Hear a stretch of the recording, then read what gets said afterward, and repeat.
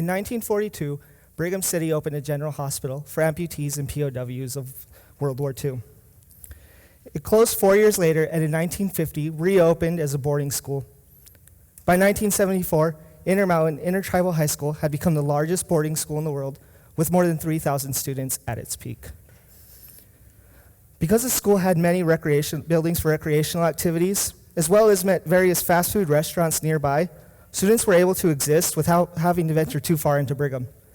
And like them, many residents of the city didn't really go into their property and were happy to leave it alone altogether.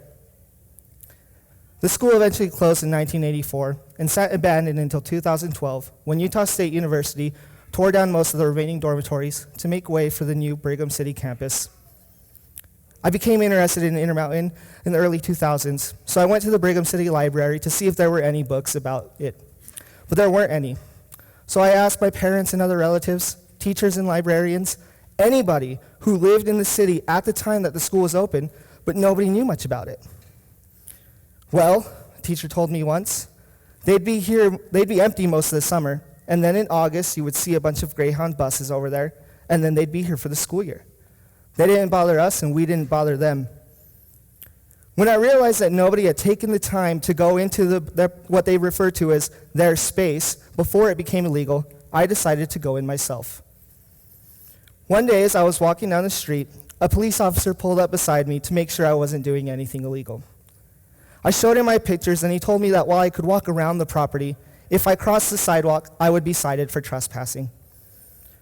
After about a year or so, I realized that I had taken pictures of every building from the outside, so I asked my friend Jeremy to talk me into going inside.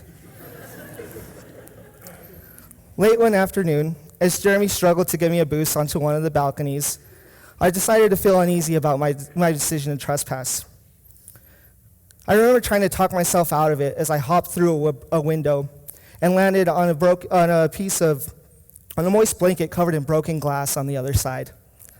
Before I could get up to check if I was bleeding, Jeremy had left the room we had fallen into and was halfway down the dark hallway. As we walked through an upstairs dormitory, I saw a decorated bulletin board that made me stop.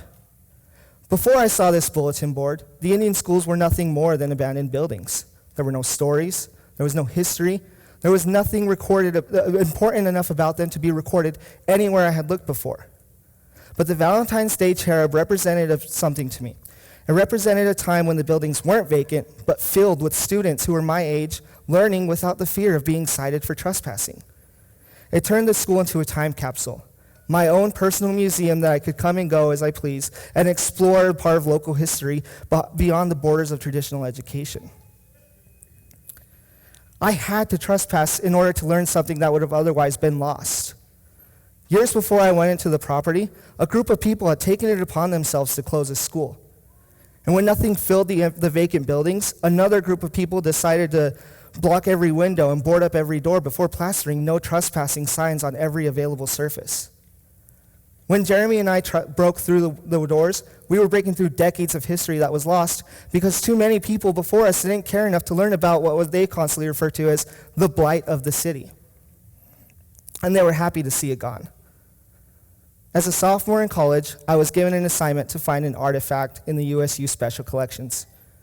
As many of my classmates fought over various books of the Book of Mormon, I searched Intermountain Indian School.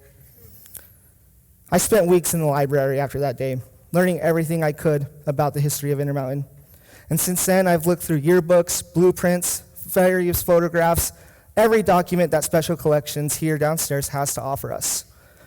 I have interviewed teachers and students, campus security guards and police officers, and even some trespassers in an attempt to record the complete history of Intermountain Indian School in a way that has never been done before, stretching across the borders of history and folklore to make sure that nothing about these buildings is ever left abandoned again. I get really sad when I look at these pictures because the buildings no longer exist. My personal museum is gone. Although I don't condone breaking the law, crossing the line into Intermountain, trespassing, and recording everything I found has proven to be an essential part of my research that I would have never had otherwise. There are only 3 buildings left. A few months ago, Ronald Geronimo, a student that I have been in contact with for over 4 years, asked me to attend the very last Intermountain Intertribal School reunion. He said that we could conduct a huge group interview inside once we get there. I have worked really hard to try to contact the owner, left him dozens of messages, and he just won't return them. But truth be told, their stories and their history is a lot more important to me than what is written on any sign. Thank you.